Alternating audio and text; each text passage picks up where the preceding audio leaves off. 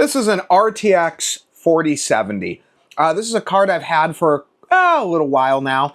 I finally got around to playing with it this weekend, and, well, I'm going to say I'm generally impressed with it.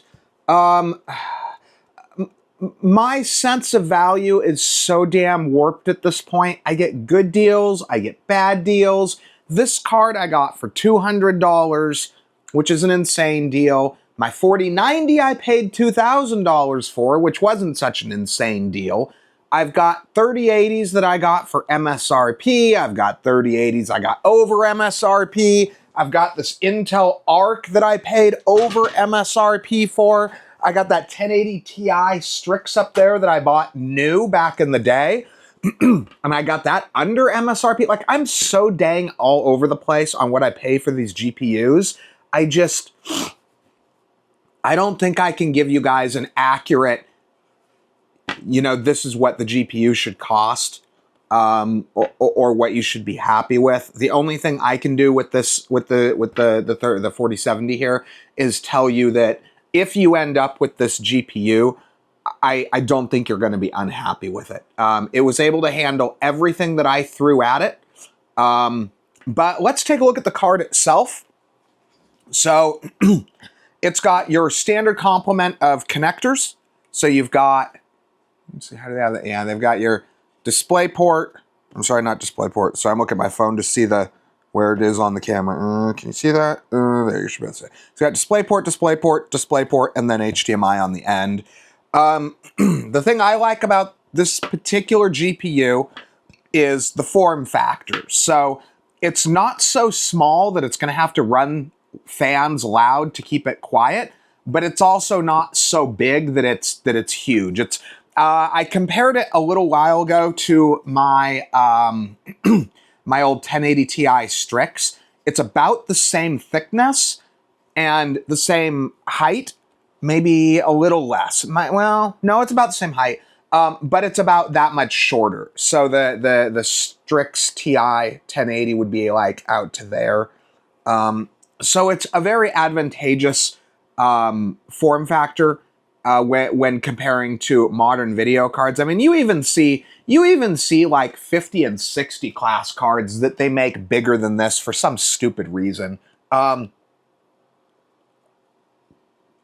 mean, I guess if you're overpaying for a 60 class back in the day, I don't know, back when 30 series was a thing, I guess maybe they figured, well, if we make it look expensive, I don't know. I don't really understand it. But so, and then the other thing that I liked about this, and I did not realize this when I originally picked this up, it uses the standard 8-pin connector. I like this. It means I can jam it into a tighter space, for example. I don't have to worry about making sure that that connector doesn't get bent or anything. So overall, the performance was decent.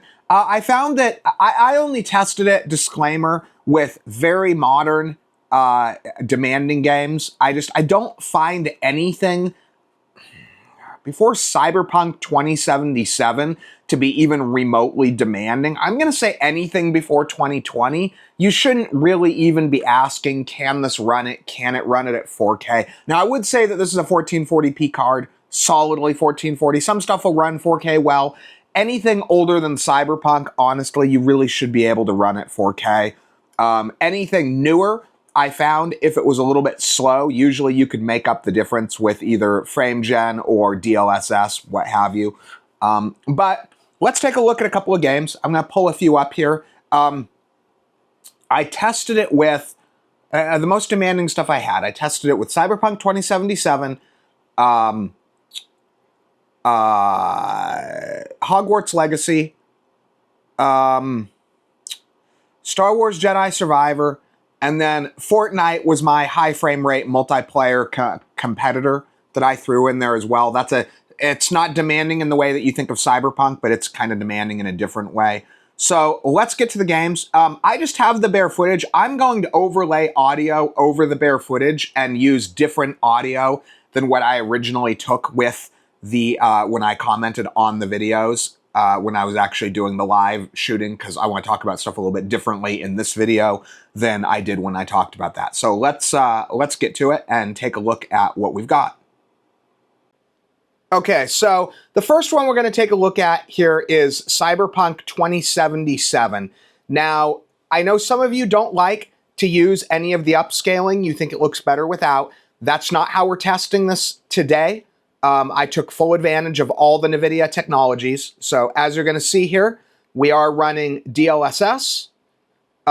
We are running the lowest amount of DLSS, so I don't have it cranked. We do have frame gen running. And then everything else is cranked. You got the path tracing on. You've got all of the settings totally maxed out. Motion blur's off. I hate motion blur. But everything is totally maxed out here. Now, I believe, there's so many, once you get to this performance level, you have so many different things that you can do. I have tested it with DLSS, with frame gen, without frame gen, without DLSS. There's so many different things that you can do depending on what your preferences are, that I really think that this is a great example that the 4070 can make most people happy. Now, you're not going to be running 1440p path tracing with no upscaling, no DLSS, no frame gen. You're not going to be able to do that. I'm sorry. I don't even know if my 4090 can do that. But I believe that running Cyberpunk 2077, especially on the 4070, I think it's a good middle ground. You're able to run the smallest amount of upscaling. You don't need to crank it to performance mode or anything like that. You run it at the quality setting with just a little bit of upscaling. You run it with frame gen. And you can see it here. We're not getting any weird artifacting, nothing, nothing hinky, no weirdness. It's just working.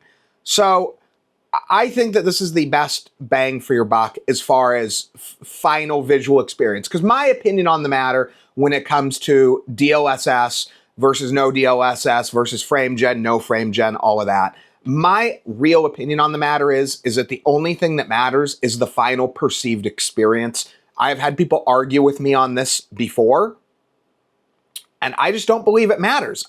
Not on a game like this. Not on a game like this that's a visual experience. And, Fortnite would be different. Fortnite, the goal is to win. It's not to look good, it's to win. But on Cyberpunk, the goal is to look good, right?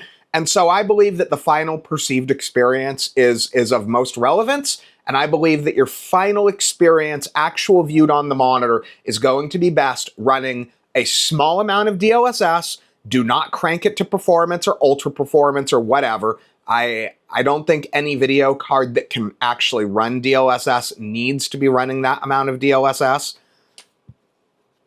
It would be great if we could run DLSS on 10 series cards. Then I might be cranking it to performance, ultra performance. But something like this, you use the standard performance mode. You use the standard quality mode. You use the standard frame gen, and then you crank the settings all the way up. You turn the path tracing on, turn everything up, ultra settings. I think that's going to give you the best, and you're going to want to run at your native res. If you're running 4K, you shouldn't be running 4K in a 4070, but if you are running 4K and a 4070, you're going to want to not turn on the ray tracing. I wouldn't do it. This experience is solidly 1440p. So that's my thought on Cyberpunk 2077. So let's get to the next one and take a look at the next game and see what kind of experience we get on that. So Star Wars Jedi Survivor is our next one that we're looking at. Now, I'm not even going to suggest running this without the upscaling, frame gen, whatever they have available. I'm going to pull it up in just a second in the video. Give me just a sec here. It'll pop up in a second. But Star Wars Jedi Survivor has traditionally had issues.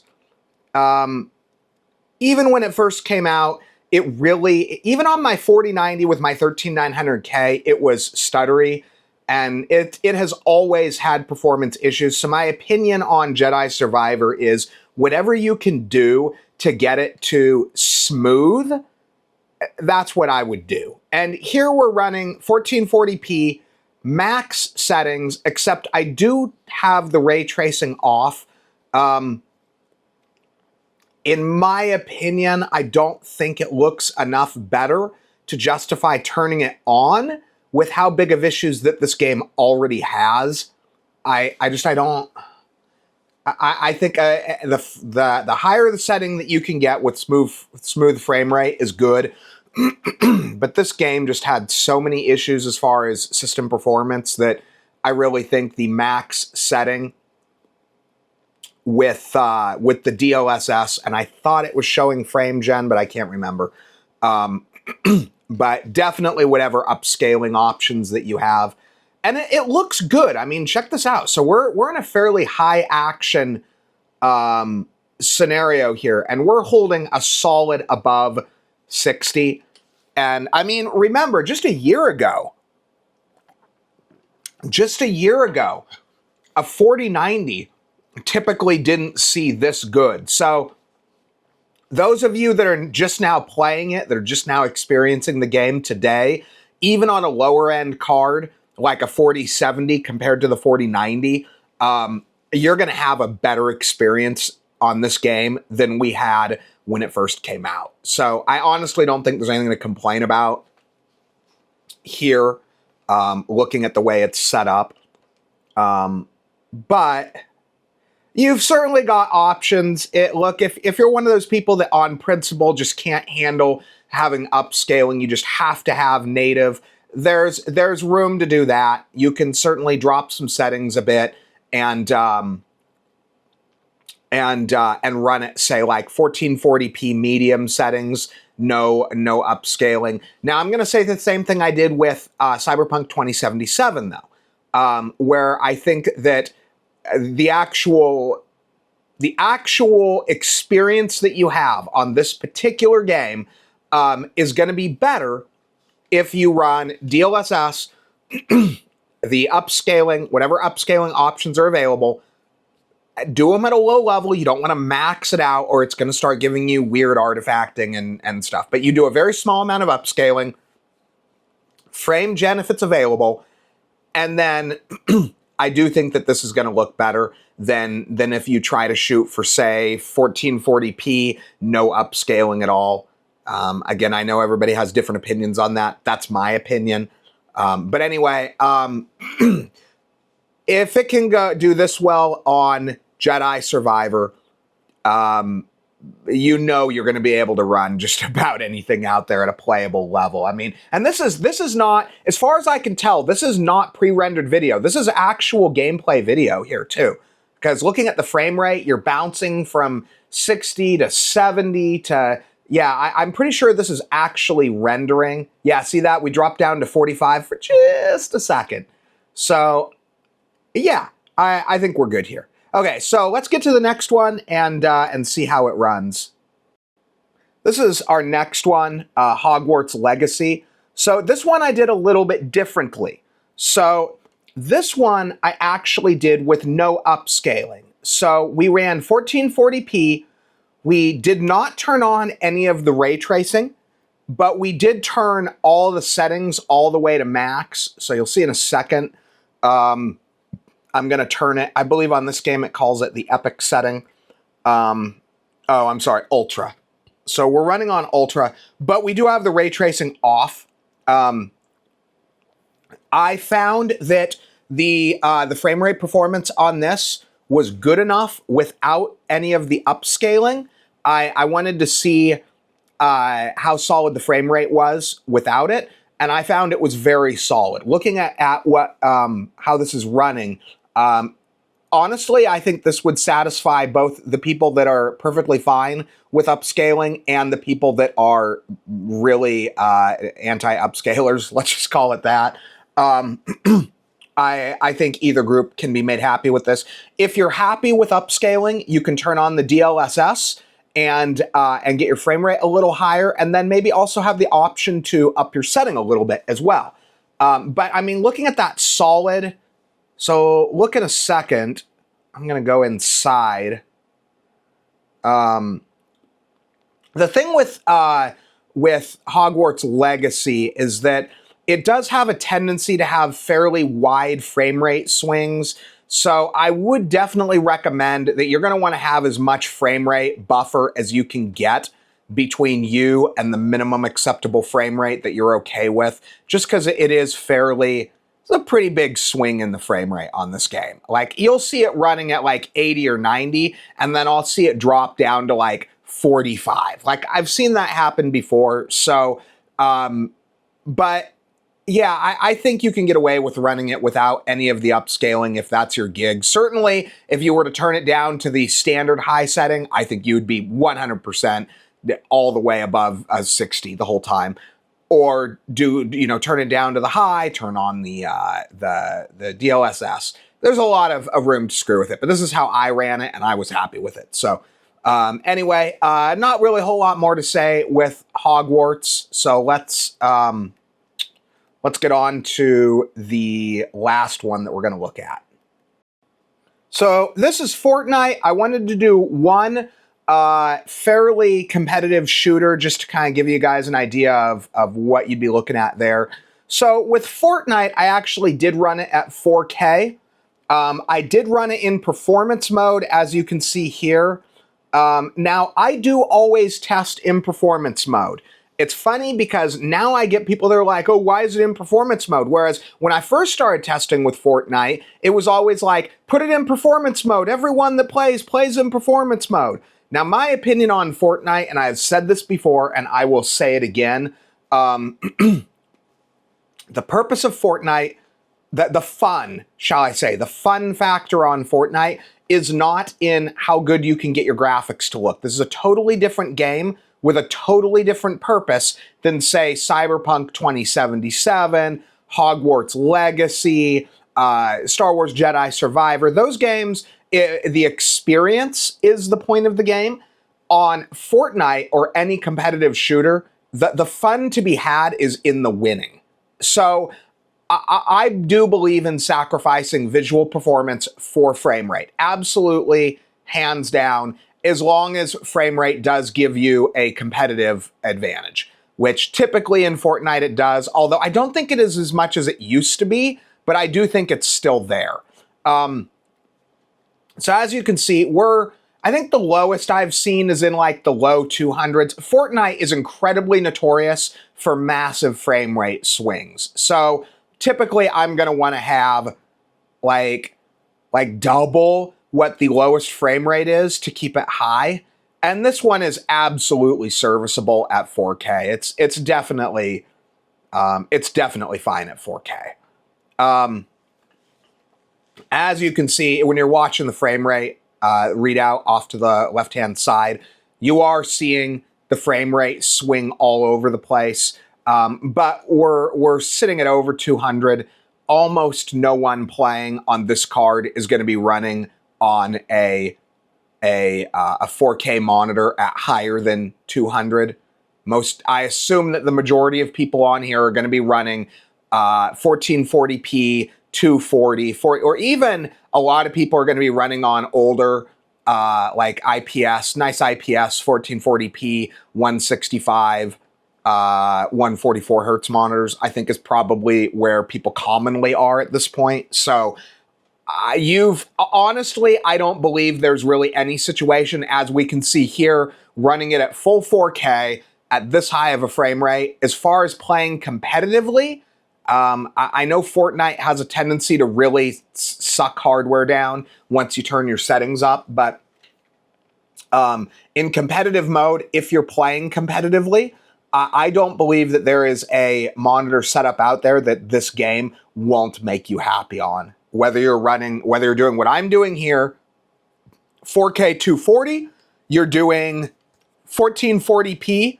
240, 1440p 144, or even if you've got the option like I do with this monitor to do 1080 like 480, I think that's an option as well. And I think this will crank whatever you're going to do. So yeah, competitive shooters, you're good to go. So anyway, that's the last one we're looking at, and I'm going to call it a day. I wanted this to be slightly under 20 minutes, so we're right there now. So I hope you guys found this kind of an interesting look at the question of, is the 4070 able to make you happy? And in my opinion, if you get it for a price that you're happy with, I think the 4070 will make you happy. So anyway, again, thanks for watching, and I hope you found this informative.